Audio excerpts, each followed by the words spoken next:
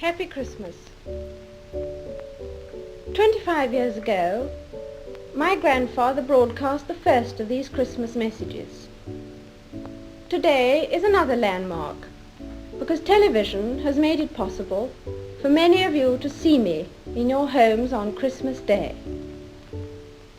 My own family often gather round to watch television, as they are at this moment, and that is how I imagine you now. I very much hope that this new medium will make my Christmas message more personal and direct. It's inevitable that I should seem a rather remote figure to many of you, a successor to the kings and queens of history, someone whose face may be familiar in newspapers and films, but who never really touches your personal lives. But now, at least for a few minutes, I welcome you to the peace of my own home. That it's possible for some of you to see me today is just another example of the speed at which things are changing all around us.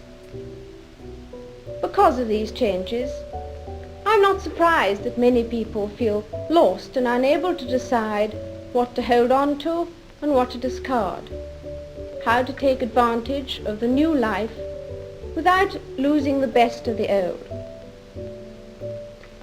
But it's not the new inventions which are the difficulty.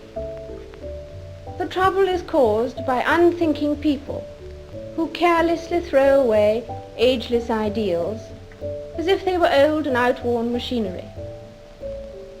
They would have religion thrown aside, morality in personal and public life made meaningless, honesty counted as foolishness, and self-interest set up in place of self-restraint.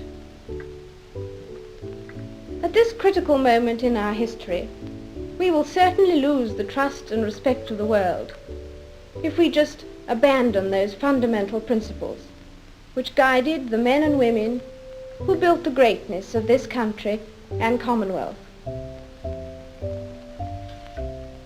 Today, we need a special kind of courage, not the kind needed in battle, but a kind which makes us stand up for everything that we know is right, everything that is true and honest. We need the kind of courage that can withstand the subtle corruption of the cynics, so that we can show the world that we are not afraid of the future. It has always been easy to hate and destroy. To build and to cherish is much more difficult. That's why we can take a pride in the new Commonwealth we are building. This year, Ghana and Malaya joined our brotherhood. Both these countries are entirely self-governing. Both achieved their new status amicably and peacefully. This advance is a wonderful tribute to the efforts of men of goodwill who have worked together as friends. And I welcome these two countries with all my heart. Last October, I opened the new Canadian Parliament. And as you know, this was the first time that any sovereign had done so in Ottawa. Once again, I was overwhelmed by the loyalty and enthusiasm of my Canadian people.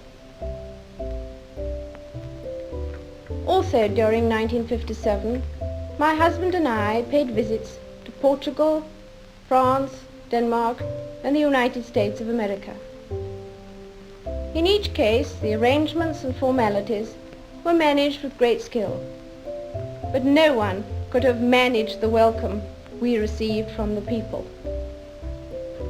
In each country, I was welcomed as head of the Commonwealth and as your representative.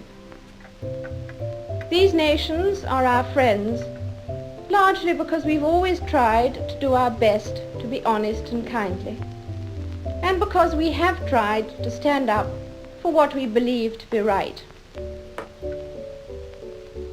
In the old days, the monarch led his soldiers on the battlefield, and his leadership at all times was close and personal.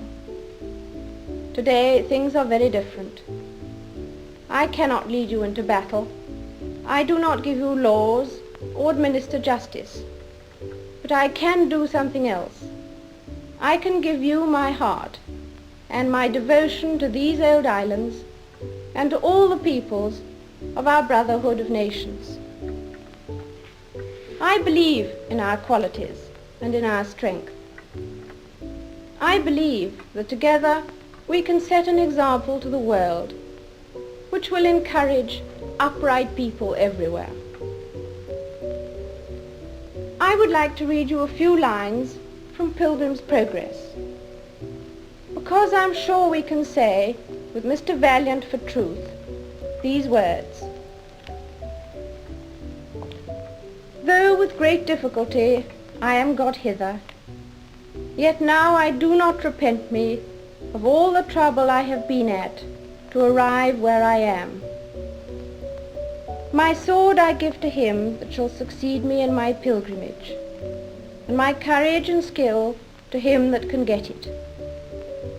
My marks and scars I carry with me, to be a witness for me that I have fought his battles, who now will be my rewarder."